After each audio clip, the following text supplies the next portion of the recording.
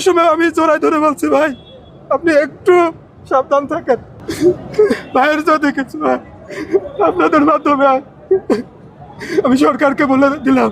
Bike থেকে রিকশাতে গুলি করাতে একটা সবাই আমরা আতঙ্কিত হয়ে যাই। তো আমি ওসমান হাদির অবস্থা এখনো আশঙ্কাজনক। তাকে এভারকেয়ার হাসপাতালে নেওয়া হয়েছে এবং তিনি শ্বাস নিতে পারছেন না, তাকে ভেন্টিলেশনে রাখা হয়েছে। বাংলাদেশের কোটি কোটি ওসমান হাদিকে কেউ হত্যা করতে পারবে না, এটাই হচ্ছে বাংলাদেশের আগামী দিনের লড়াইয়ের আজাদির শর্ত।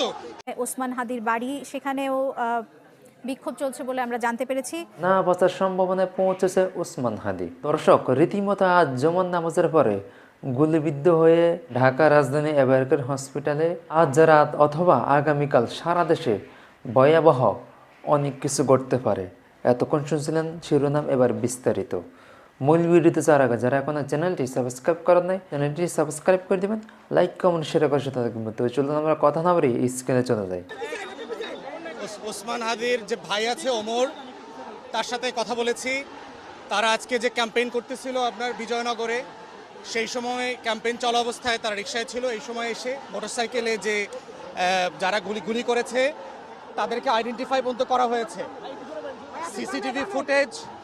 সিসিটিভি ফুটেজ এবং ক্যামেরা দেখে এখন পর্যন্ত আইডেন্টিফাই করা হয়েছে।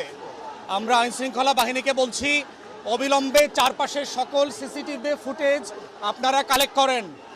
বাংলাদেশে স্বাধীনতা, সার্বভৌমত্বের, আজাদির মুখপাত্র হচ্ছে হাদি, গণ অভ্যুত্থানের ভয়েস হচ্ছে হাদি। অতএব কোনোভাবে এই রাষ্ট্রকে দুর্বৃত্তপনার কাছে আমরা সারেন্ডার করতে দেব না।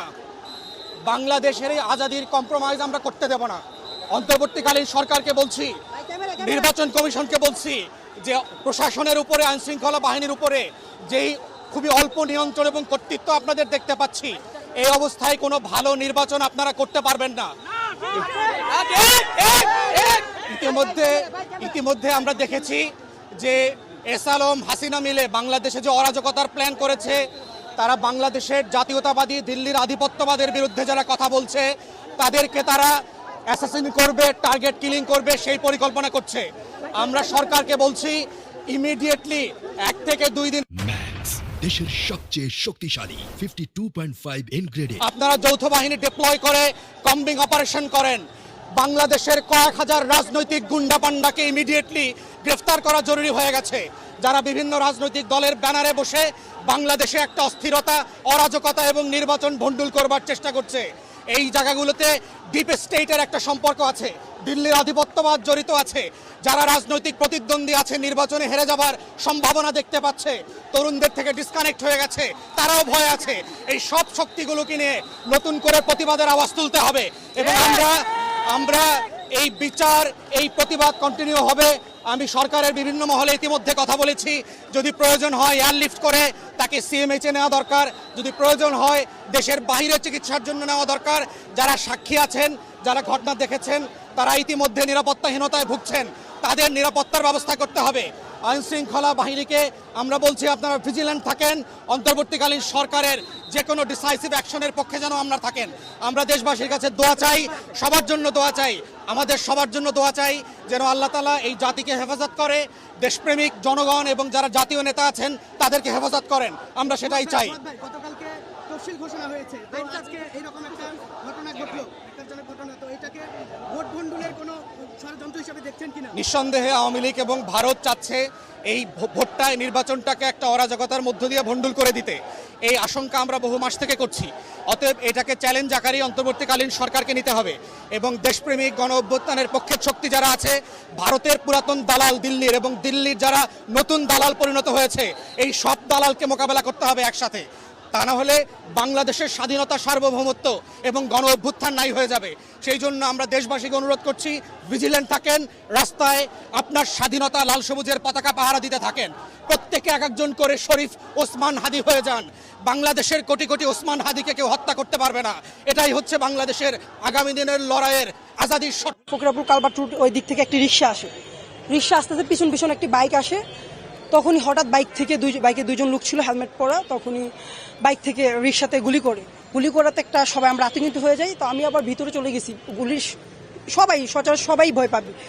তারপর চলে যাওয়ার পরে দেখলাম হাদি ভাই, আমি তখন জানি না আসলে কে পার্সন, কে আমরা তেমন তো চিনি আননোন পার্সন, তখন চিল্লাইতেছে যে গুলি লাগছে, বাঁচাও বাঁচাও। তো সবাই আর বাইক রানিংয়ে গুলি করে বাইক চলে গেল, কেউ বাইককে ধরতেও পারে না বা কেউ ধরার জন্য তেমন কিছু করেও নাই। এই জায়গায় আছে গুলি করে বাইক চলে যায়, আর রিক্সার দিকে থেমে মানে যে তার সাথে আরেকজন ছিল, সে চিল্লা তাকে মেডিকেল নিয়ে যায়। দুইজন মোটরসাইকেল আরোহী ছিলেন, দুইজন লোক রিক্সায় যাচ্ছিলেন, ওনাদেরকে গুলি করেছে। পরবর্তী এসে দেখি ওনাদেরকে নিয়ে যাওয়া হচ্ছে হসপিটালের দিকে। মাথায় গুলি করেছে, হ্যাঁ মাথায়।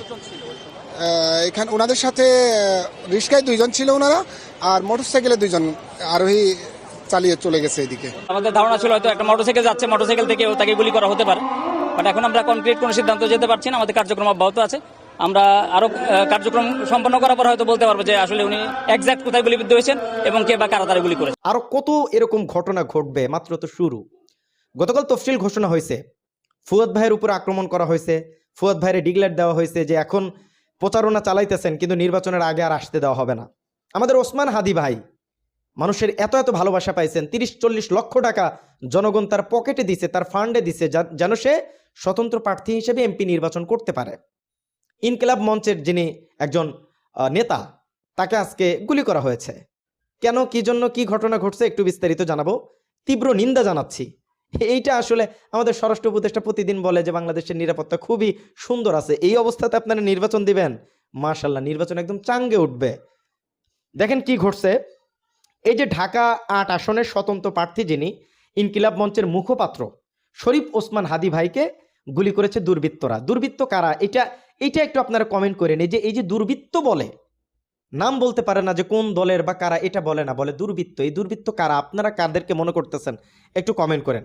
তাকে উদ্ধার করে বর্তমান ঢাকা মেডিকেল কলেজ হাসপাতালে নেওয়া হয়েছে এবং আজকে দুপুরে তিনি আসলে নির্বাচনী প্রচারণা চালানোর সময় রাজধানীর বিজয়নগর একটি এলাকায় হাদি ভাইয়ের উপরে আসলে গুলি চালানো হয়েছে। জুলাই ঐক্যের অন্যতম সংগঠক ইসরাফিল ফায়াজিন জানান যে গুলিবদ্ধ অবস্থায় তাকে ঢাকা মেডিকেল হাসপাতাল কলেজের জরুরি বিভাগে আসলে তারে নেওয়া হয়েছে। এদিকে নাগরিক পার্টির যিনি একজন আছেন মুখ্য সমন্বয়ক নাসিরউদ্দিন পাটোয়ারি ভাই বলছেন যে এই ঘটনার তীব্র নিন্দা জানাচ্ছি এবং হাদির মতো আমাদের জীবন নিয়েও শঙ্কা আছে, আমাদের জীবনের 12টা যে কোনো সময় বাইজে যাইতে পারে। এইটা হাদি ভাইয়ের সাথে যে ঘটলো এটা অনাকাঙ্ক্ষিত, কাঙ্ক্ষিত। এরকম হাজারো ঘটনা সামনে ঘটবে। মাত্র তফসিল শুরু হয়েছে। স্বতন্ত্র প্রার্থী যাদের পপুলারিটি আছে তাদেরকে প্রমোট করতে দেওয়া হবে না, তাদের নির্বাচনে জীবনের ঝুঁকি নিয়ে কেউ নির্বাচনী প্রচারণায় নামবে, মাত্র খেলা শুরু হয়েছে। এর তীব্র নিন্দা জানাচ্ছি। হাদি ভাই জনগণের ভালোবাসায় সিক্ত হয়েছেন, কিন্তু দুর্বৃত্ত যারা তারা আসলে দেখতে পারতেছে না এই ধরনের ঘটনা সামনে যে ঘটবে। এটা কেন বলতেছি আমি, কারণ এই দেখা যাচ্ছে, আপনি দেখতেছেন যে আপনি হেরে যাচ্ছেন, আপনার টাকা পয়সা আছে, আপনার লোক বলয় আছে। হাদির তো তা নাই, হাদি তো কোনো ফোর্স নিয়ে ঘোরে না, হাদি তো নিজের জানের নিরাপত্তার জন্য 1000 কোটি টাকার বডিগার্ড রাখে নাই, তো হাদির উপর আক্রমণ তো হবে। হাদির তো কোনো জনবল ওরকম নাই যে তার পিছনে পিছনে ঘুরবে। এই ঘটনা বাংলাদেশে এই সময়ে এসে আশা করা যায় না, কিন্তু যা ঘটতেছে এর তীব্র নিন্দা জানাচ্ছে। আল্লাহ পাক রব্বুল আলামিন হাদি ভাইকে দ্রুত সুস্থতা দান করুক। দলমত নির্বিশেষে একজন ভালো কথা বললে তার অবশ্যই অ্যাপ্রিশিয়েট করতে হবে। হাদি ভাই কি ভুল করছে তার উপর আক্রমণ করতে হবে? ফ্যাসিস্ট চলে গেছে, কিন্তু তার ছায়া, তার সবকিছু আগের মতোই চলমান। এই দেশ পরিবর্তন হবে না। দর্শক, ভিডিওটি শেষ পর্যন্ত শোনার জন্য আপনাদের সকলকে অসংখ্য ধন্যবাদ। আপনাদের মূল্যবান মতামত আমাদের এই ভিডিওটি কমেন্টস করে যাবেন। যারা এখনো চ্যানেলটি সাবস্ক্রাইব করেন নাই, চ্যানেলটি সাবস্ক্রাইব করে দিবেন। তো দেখা হচ্ছে পরবর্তী অন্য কোনো ভিডিও নিয়ে। সেই পর্যন্ত সকালে ভালো থাকবেন, সুস্থ থাকবেন এই কামনা করছি। আসসালামু আলাইকুম ওয়া রাহমাতুল্লাহি তাআলা ওয়া বারাকাতুহু।